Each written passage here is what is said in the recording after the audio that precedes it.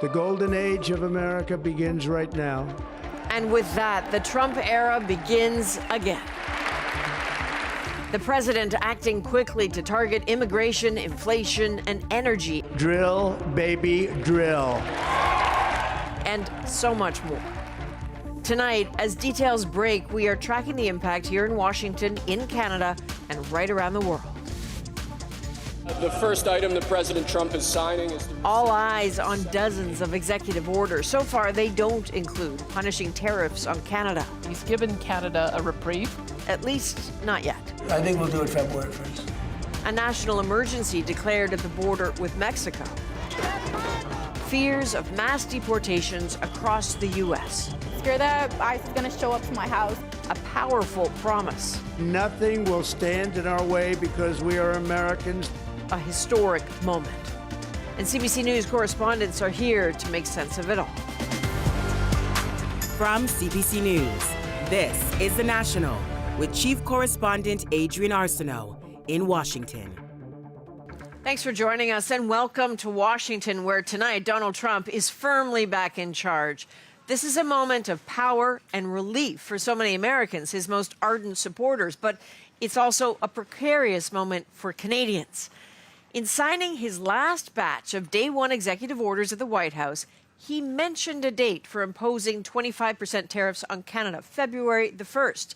Here's what he said late tonight in the Oval Office. We're thinking in terms of 25% on Mexico and Canada because they're allowing vast numbers of people. Canada's a very bad abuser also. Vast numbers of people to come in and fentanyl to come in. When do you think you would enact those? I think February 1st. Are you planning on giving notice of that? I think we'll do it February 1st. 25% on both, sir? Sir, on each. Those comments are already getting swift reaction from the Canadian government tonight. We'll get to that in just a moment because this news comes at the very end of what's been a day full of it, as Donald Trump was inaugurated and immediately made it clear he is back in charge. Peter Armstrong takes us through it. Not that long ago, Donald Trump was defeated. He was discounted. He was even convicted. But now, he's back. I, Donald John Trump, do solemnly swear. The swearing in of a president is the height of American pageantry. The inaugural speech, often the stuff of soaring rhetoric and unifying ambition.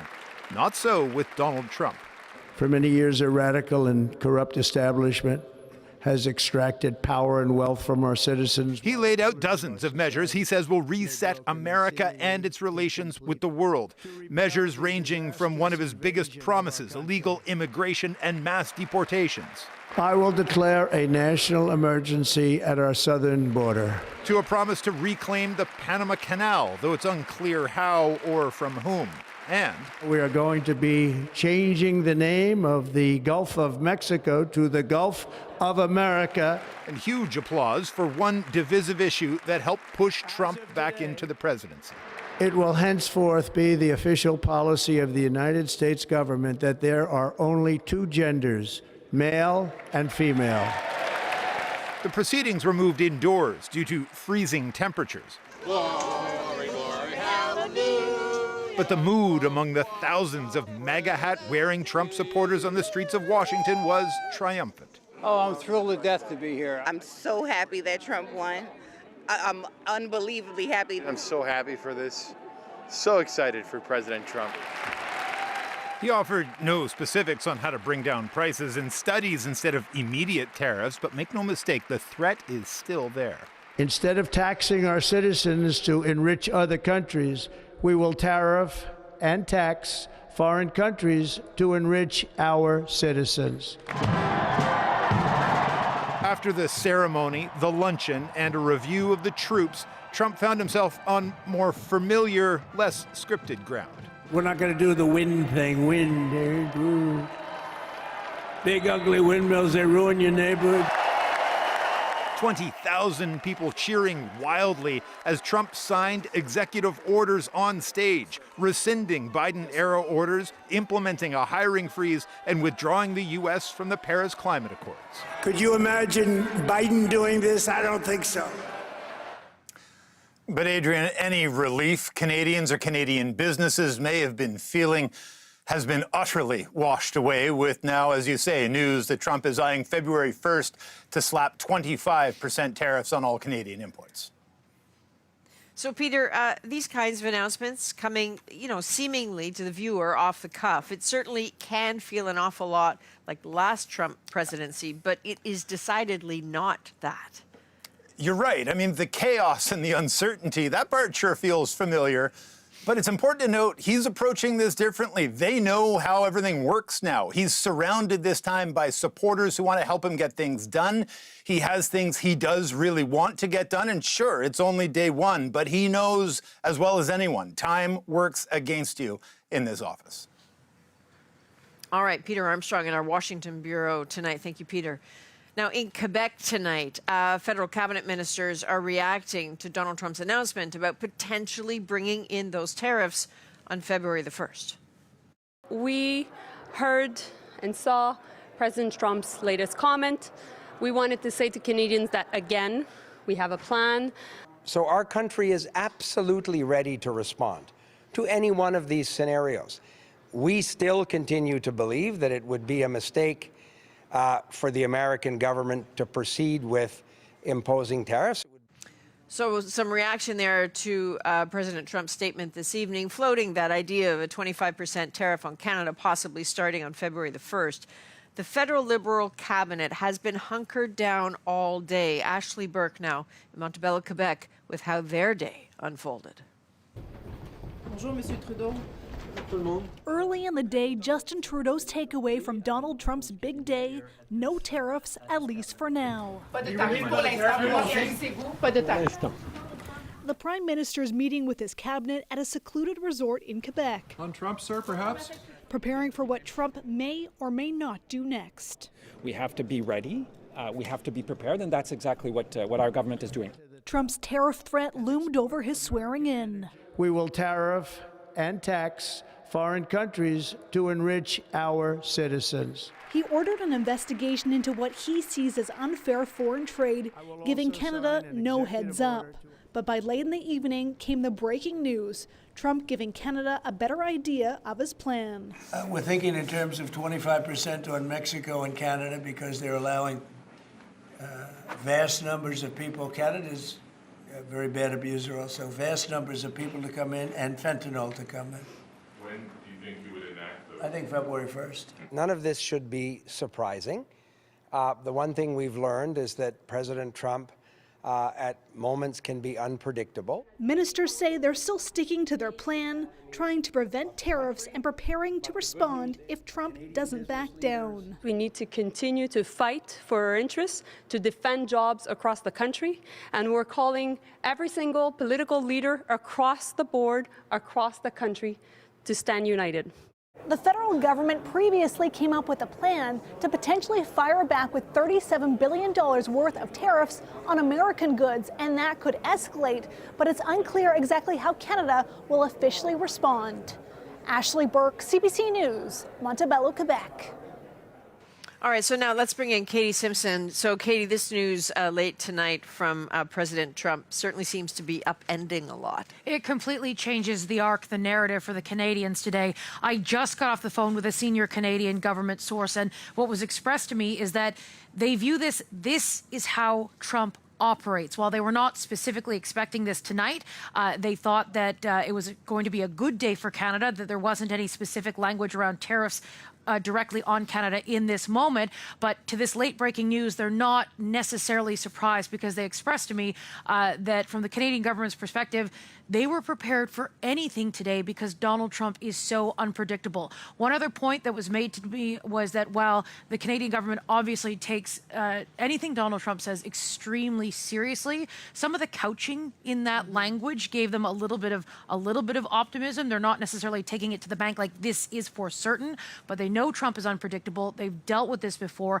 and so really it completely shifted the narrative. A number of Canadian officials who were at today's events here at the embassy are now flying back to Canada. They plan to attend the cabinet retreat, and this news broke as many of them were heading to the airport and sort of shifted the mood and the tone of today. Oh, certainly, because the events here at the embassy were events where they were speaking with Americans and they were making grounds again today on that relationship. It's interesting that that President Trump made that comment as he was signing a series of executive orders. We saw some as well, including pardoning some of those who stormed the Capitol right behind us there on January 6th. Yeah, and so our understanding from that signing ceremony where Donald Trump was speaking with reporters, it is his impression, his intention to get those prisoners out of jail as quickly as possible, tonight possibly, and that some of the reporting from American outlets is that buses have been chartered to pick those prisoners up and take them away.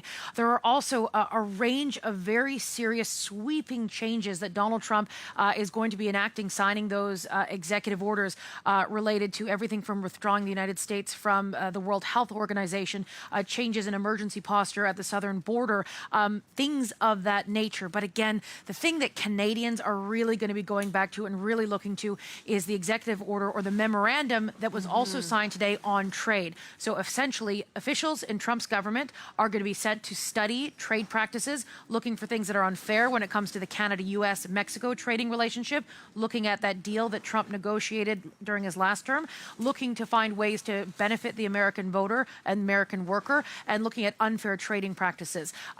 All of those officials have until April 1st to get back to the president with their list of recommendations and look for changes. That was a date that Canadians also noticed. All these studies are going to be going on looking into these things due for April 1st, but the threat of tariffs is February 1st. So they don't align just yet, but again, everyone is just seeking more information and more clarity. Katie Simpson, keep making those calls. Thanks very much. It's Katie Simpson with us here in Washington. So now let's head to Texas. That's where a major Donald Trump promise is rolling out tonight. As we said, a state of national emergency is now in place at the southern border of the U.S., a measure solidly aimed at migrants. Richard Madden spoke with some of the people affected. A show of military force is soon expected along the southern border as President Trump declares the region a national emergency. All illegal entry will immediately be halted, and we will begin the process of returning millions and millions of criminal aliens back to the places from which they came. In his first series of executive orders, Trump will send troops to patrol the southern border, deport millions of undocumented immigrants, and shut down the app created by the former Biden administration for asylum seekers to apply to enter the U.S. Dozens of migrants were notified their appointments with U.S. Customs were canceled moments after Trump took office.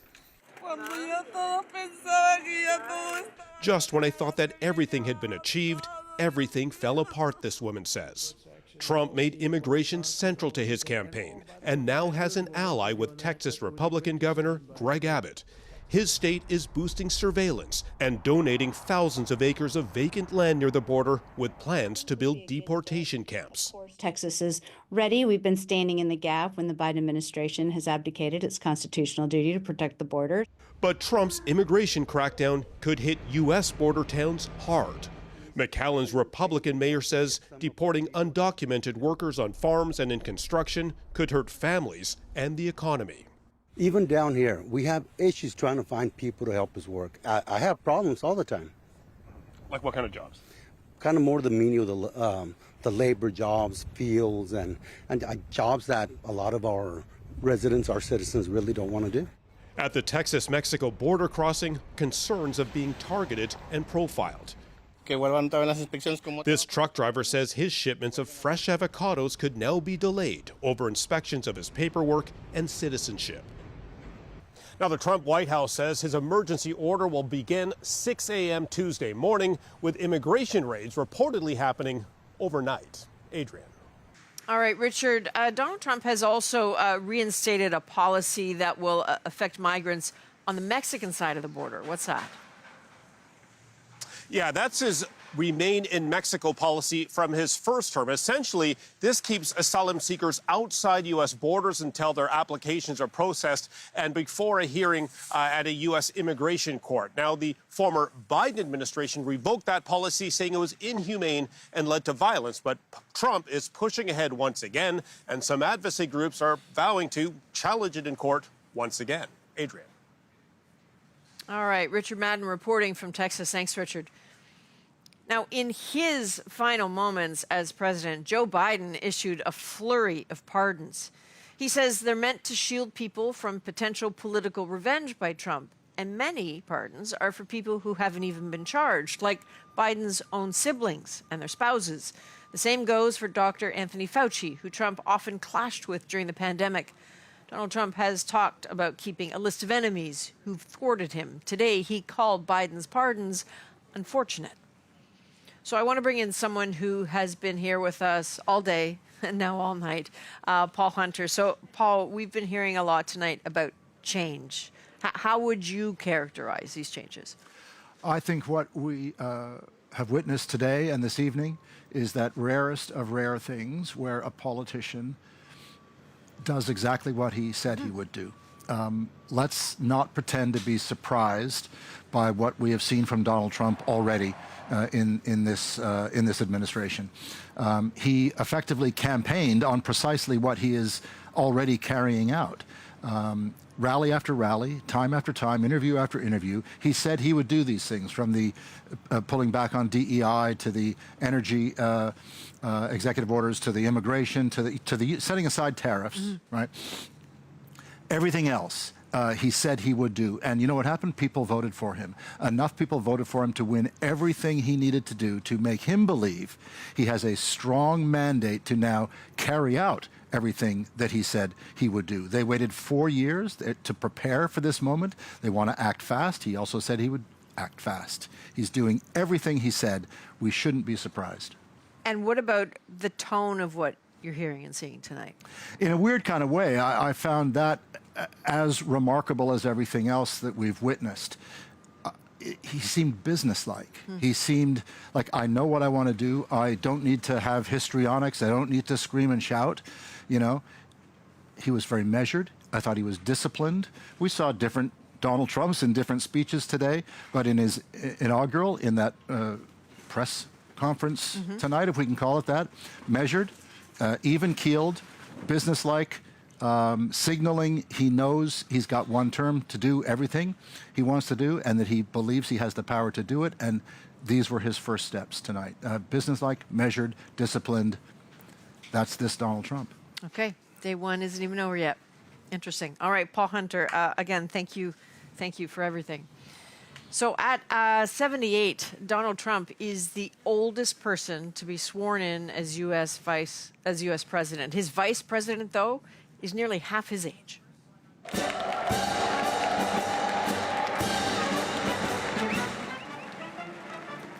At 40, J.D. Vance is the youngest U.S. vice president since Richard Nixon in 1953, but it was the former Ohio senator's 3-year-old daughter, Mirabelle, held there by his wife, Usha, and now second lady, who stole the show.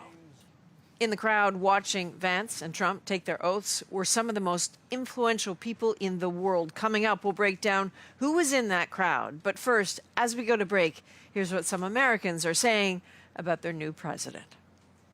I'm just thankful that Trump's back in office, the boss is in the house. He is going to save America, so we're just really thrilled that he's going to be leading us going forward for 4 years. Just really hope that he's able to bring our country together, that we're able to actually create unity. I'm worried about misinformation out there, what people believe. I think is one of those, you got to pick your poison. And I feel like we just picked the worst poison. The American empire is falling, and they're trying to maintain our system of inequity. What are you most excited about being here? Everything. America's back, baby. America's so back, baby. The golden age has begun. We have been the laughing stock of the world for the last 4 years because of our border. It ends today.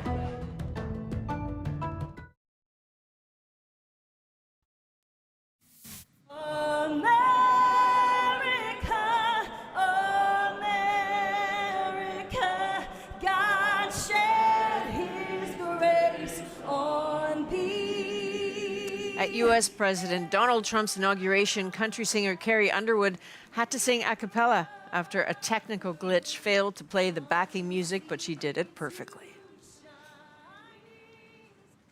Welcome back to Washington. We're not far from the U.S. Capitol, just behind me, where the inauguration took place. Among those welcoming Donald Trump back to the Oval Office are two world leaders at war, the presidents of Ukraine and Russia. Briar Stewart is in Kyiv tonight. On a busy street in Kyiv, Some stopped to look at the aftermath of a Russian missile attack. At least 3 people were killed on Saturday. It's another reminder of a war that ravages far from the front line. A war Donald Trump boasts he can somehow end. My proudest legacy will be that of a peacemaker and unifier. Initially, he said a deal would be done in 24 hours, but his special envoy suggests a peace plan could take 100 days.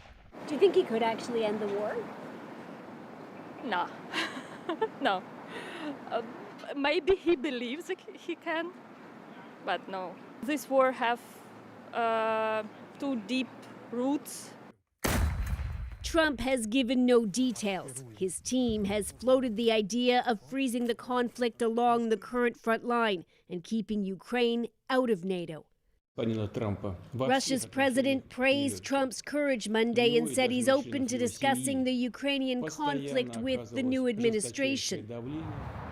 Back in Kyiv, a memorial for the more than 40,000 Ukrainian soldiers killed continues to grow. Irina Polishchuk works as a volunteer running supplies to the front. She will soon head to Kursk, where Ukraine is fighting to hold Russian territory, which it could hope to use as a bargaining chip.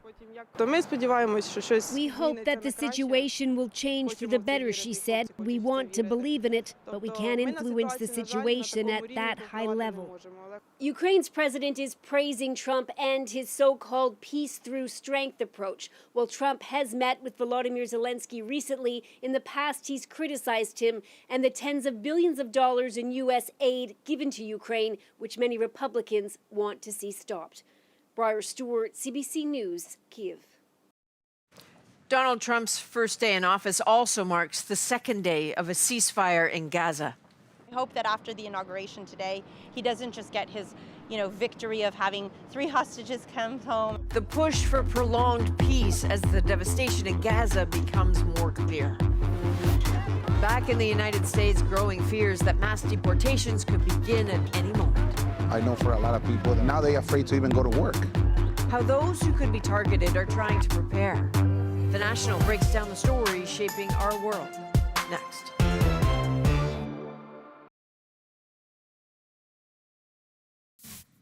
Shortly after his swearing in, U.S. President Donald Trump got a personal congratulations from Israeli Prime Minister Benjamin Netanyahu.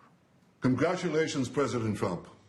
Sarah and I send our warmest wishes to you, Melania, and the American people. I believe that working together again, we will raise the U.S.-Israel alliance to even greater heights.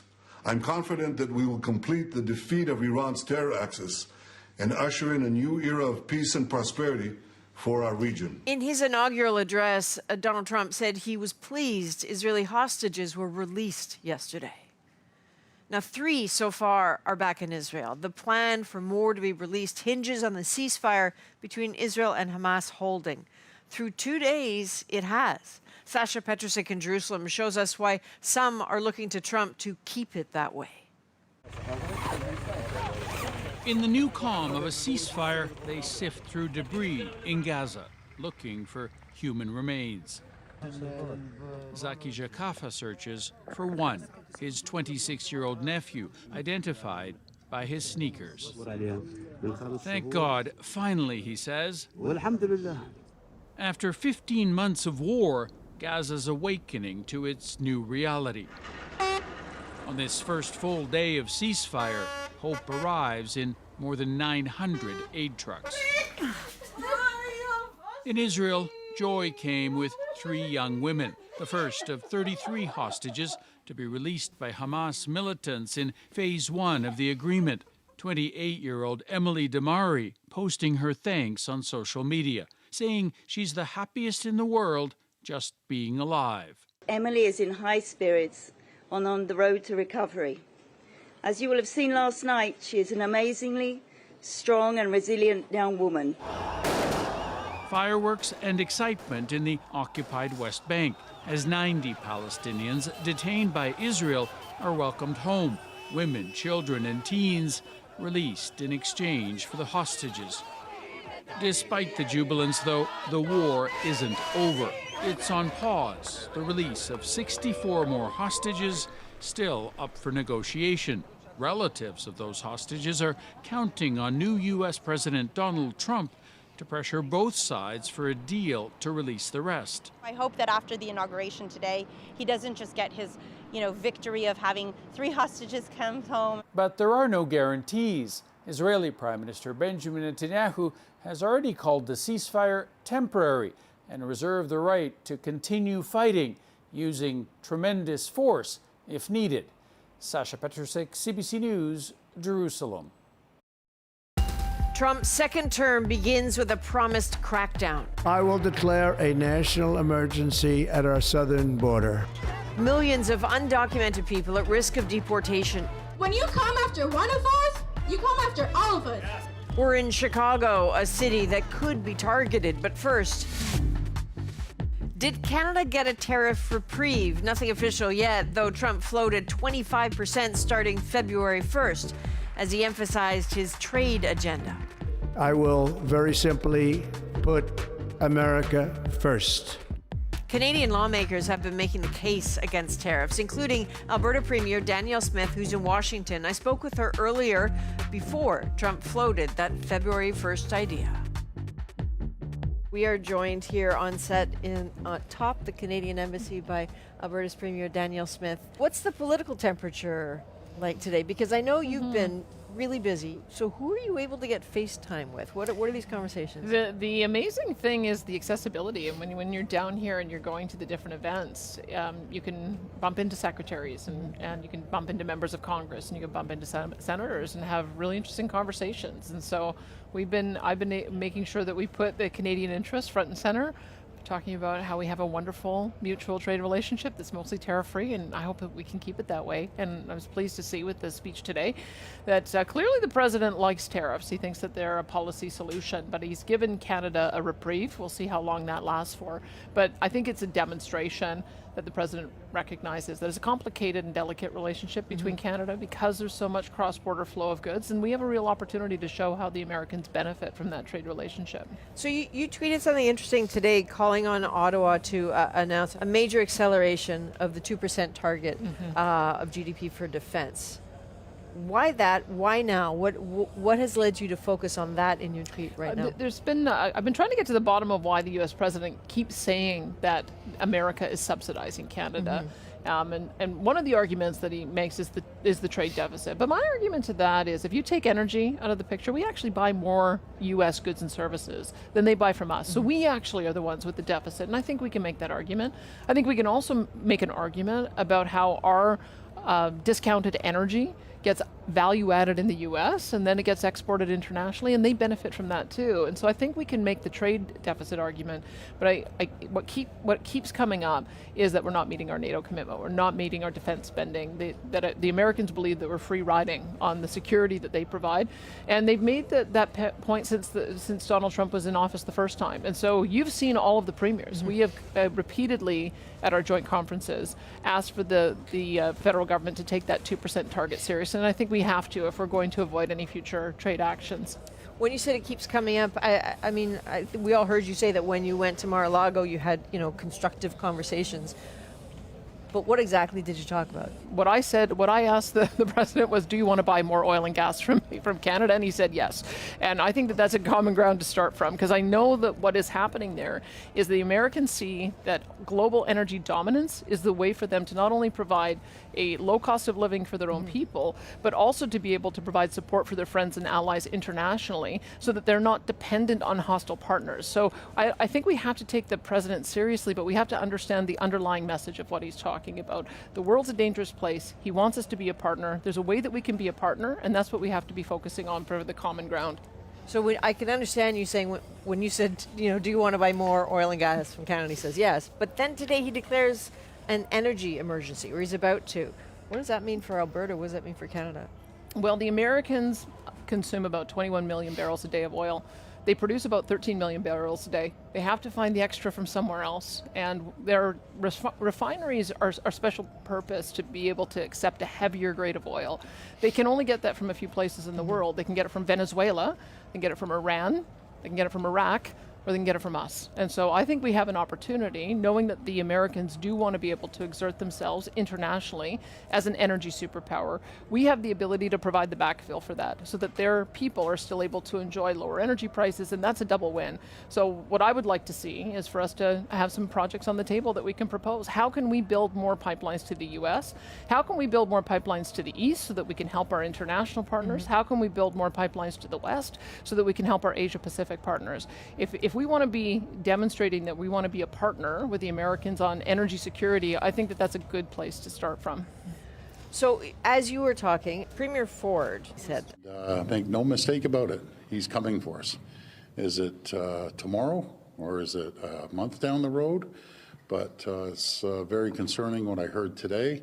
And I think all countries around the world should be concerned on what he's saying. Are you as worried as Premier Ford? I think that we have a really strong argument to make. Even in the manufacturing sector, especially with autos, the auto parts go back and forth across the border 6 or 7 times before a car is made. And so I think that we have a very strong case to make to continue that relationship.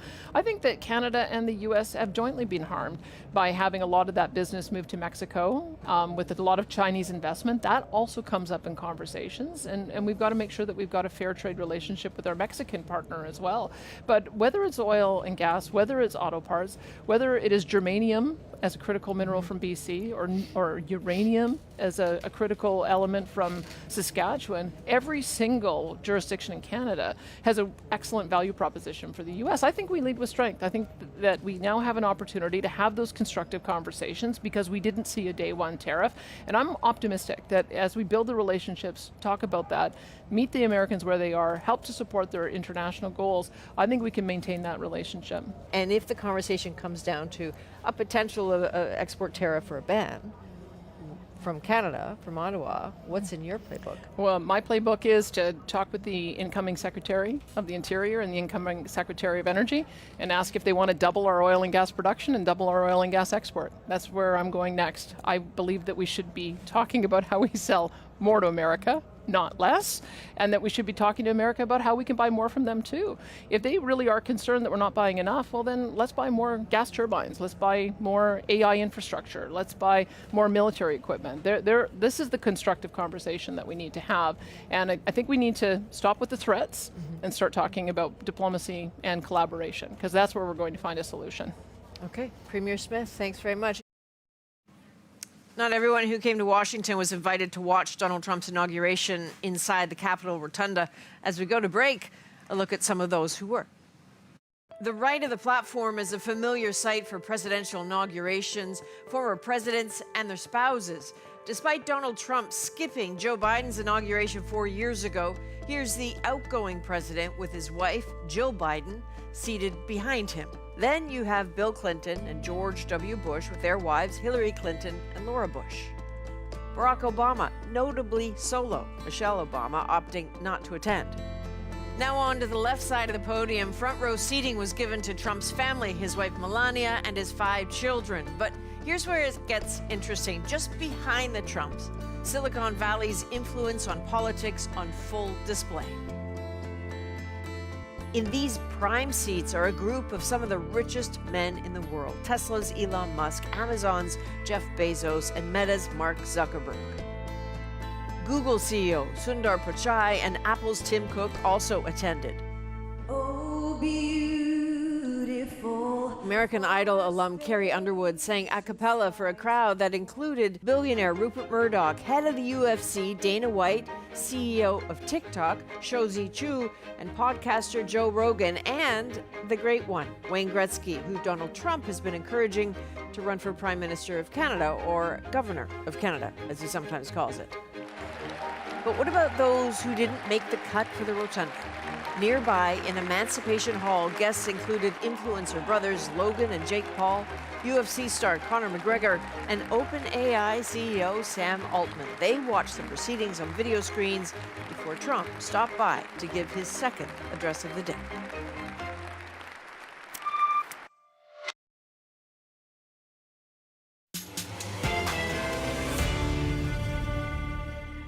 Undocumented immigrants across the U.S. are fearful but undeterred.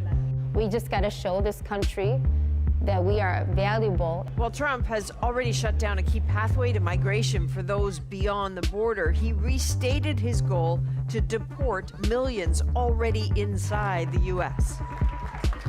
Many live in large urban areas like Chicago. Nick Purdon traveled there to meet some of those at risk and how they're organizing to push back. Solidarity forever! Solidarity forever! The biggest threat right now is that I can be targeted for deportation and ICE can come to my house or my workplace to detain me. Having a family separated, it destroys it. I've lost everything through my husband's deportation. When you come after one of us, you come after all of us. The new Trump administration has said that the mass deportation of undocumented immigrants will start here in Chicago on day one. That's why I've come to the city, to talk to some of the people who are at risk of being deported and ask them what they're doing about it. The first place I go is the heart of the biggest Mexican neighborhood in Chicago.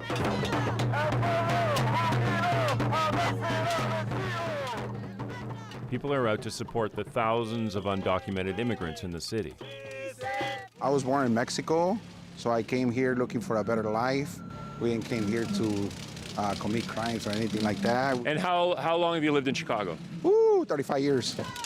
Jesus Hernandez fought for a long time to finally become legal in the United States. He's heard Trump's threats to deport criminals back to their countries. When the Trump administration says they're only going to target criminals, do you believe them? I don't. We don't believe him. We think that they're just gonna go to places and they're just gonna pick up a lot of people, and whoever they can deport, they're gonna deport. I know for a lot of people that now they're afraid to even go to work because they never know if they're gonna come back and see their kids.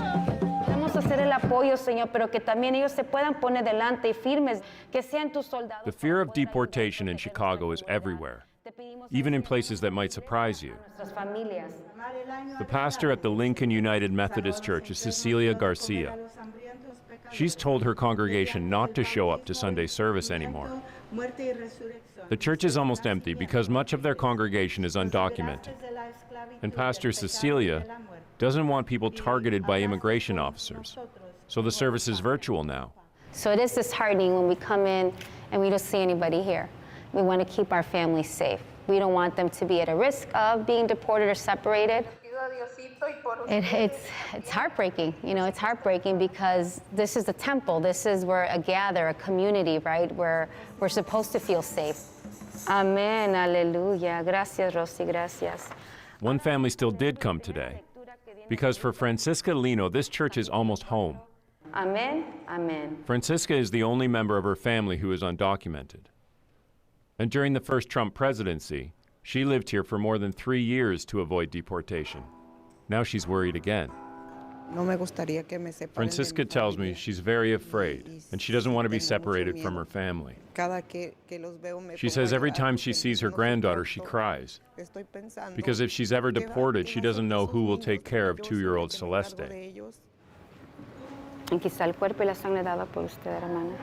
Once Biden became president, Francisca was allowed to stay in the country as long as she reported to immigration. Her next check-in is in a few weeks, and she's worried she'll be sent back to Mexico. When you look to the future, like, what is the hope that you have? Francisca tells me she doesn't want to hide anymore, and that she's tired, and she's not a criminal.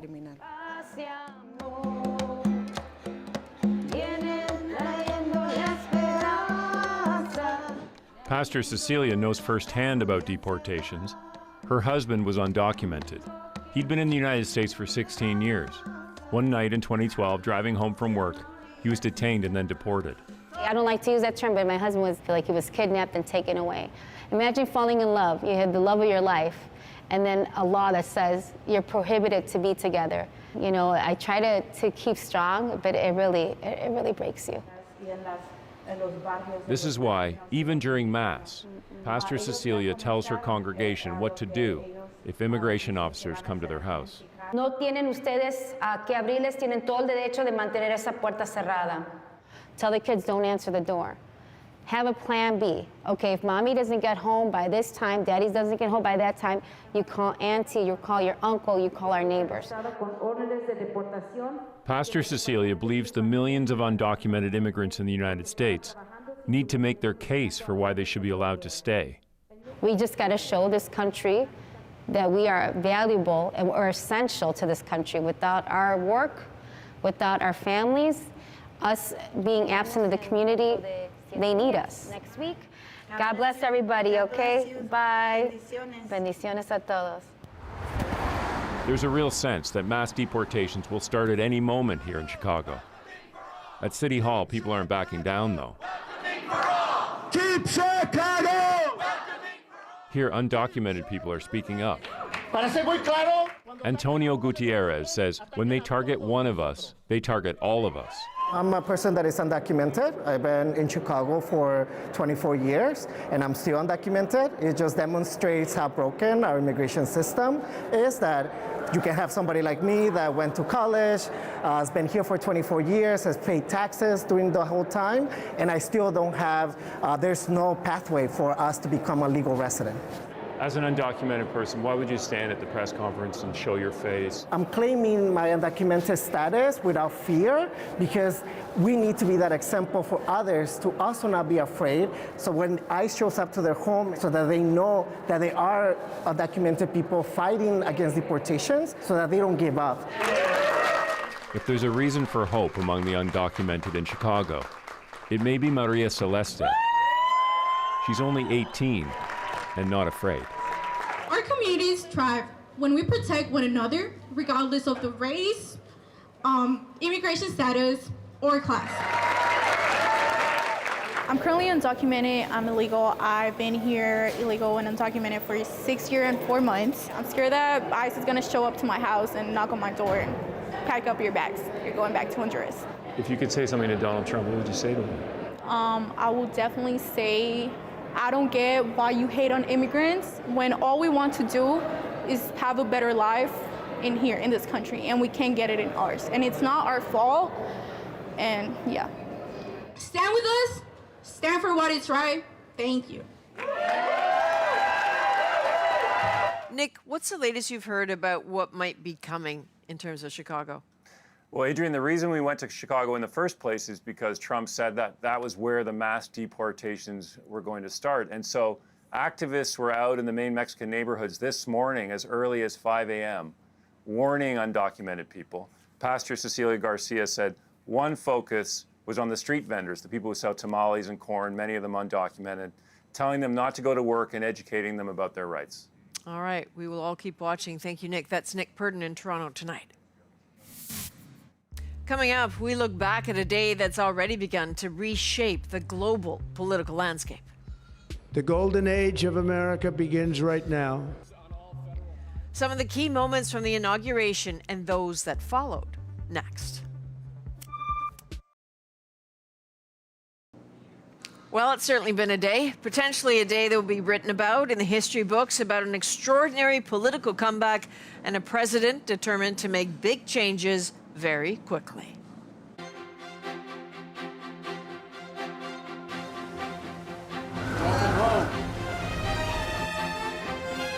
Ladies and gentlemen, the President-elect of the United States, the Honorable Donald John Trump. I, Donald John Trump, do solemnly swear that I will faithfully execute the office of President of the United States. Congratulations, Mr. The golden age of America begins right now. Today I will sign a series of historic executive orders. I will declare a national emergency at our southern border. We will drill, baby, drill. We will tariff and tax foreign countries. I will very simply put America first, and we will pursue our manifest destiny into the stars. And our golden age has just begun. Thank you. God bless America. Thank you all. Thank you. So a made-for-television inauguration day for a made-for-television candidate and president. Certainly lots of changes today, but no surprises.